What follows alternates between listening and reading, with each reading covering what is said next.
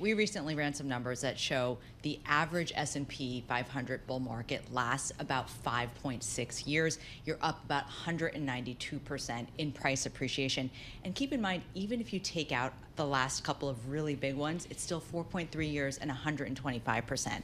Where are we now? Well, we're about a year and a half since the lows in October 2022, and we're up about 50%. So could you argue that there's still time on your side? Is there still price appreciation ahead of us? History would certainly argue that. And so if you haven't gotten in yet, don't fear that you've missed the big run. History tells us that you could have a couple more years to go, and certainly the backdrop that we're seeing currently with not only the Fed potentially cutting rate, inflation, bumpy path, but maybe bumpy path lower.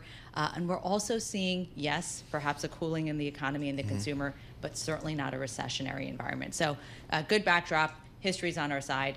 By the way, we do have an election coming up, which could create some volatility, but we'll talk about that later. All right, so folks tell me, and I learned in my business school that for a healthy market, you need some pullbacks, 5, 10, 15% pullbacks. I guess that 5% we had in April, is that it? Yeah, that was a modest one, and you have a great point there, because any given year, 2 to 3 pullbacks, and not only 5%, we're talking 5, 10, 15% are the norm. We had the 5.5% modest drawdown in April. Look, when we look at election seasons, what we do see historically is in the 6 to 8 weeks following, prior to election day, we do tend to see pullbacks, and those can be, in the 7 to 10% range. But interestingly, in the 6 to 8 weeks after, we do start to see a better market environment, perhaps because some of the uncertainty is lifted. How about valuation? I was taught that valuation matters. We have seen some good earnings over the last several quarters. Are they enough to support this market? Yeah, it's a great call out on valuation, because certainly last year S&P earnings growth was about 0 to 1%.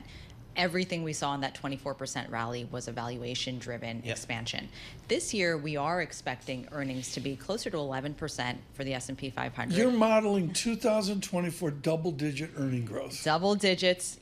Hopefully we get past that 10% mark, but we are seeing it. Importantly, it's coming not only from tech. Q1 was tech-driven, I'll give you that, but as you head towards Q3 and Q4, we're looking at sectors outside of tech that are driving earnings, and that is where we see probably, if we're going to get the broadening, it'll happen in that time period, as the Fed is also The heritage of Edward Jones is spectacular. It's people, they're waking up, they're going to work, they're making money, and they're trying to put it aside.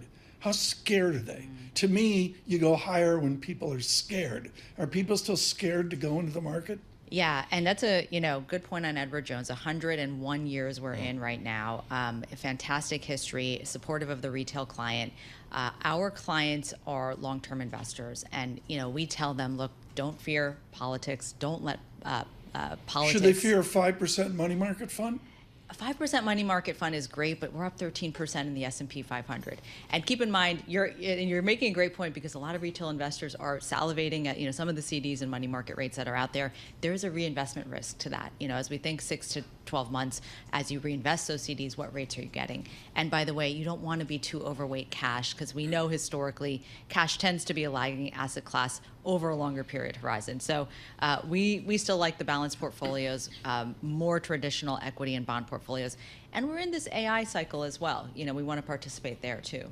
Well, on the fixed income side, I guess a lot of folks are saying I can get almost 5% in a 2-year treasury. Should I just stay there, or should I take some credit risk?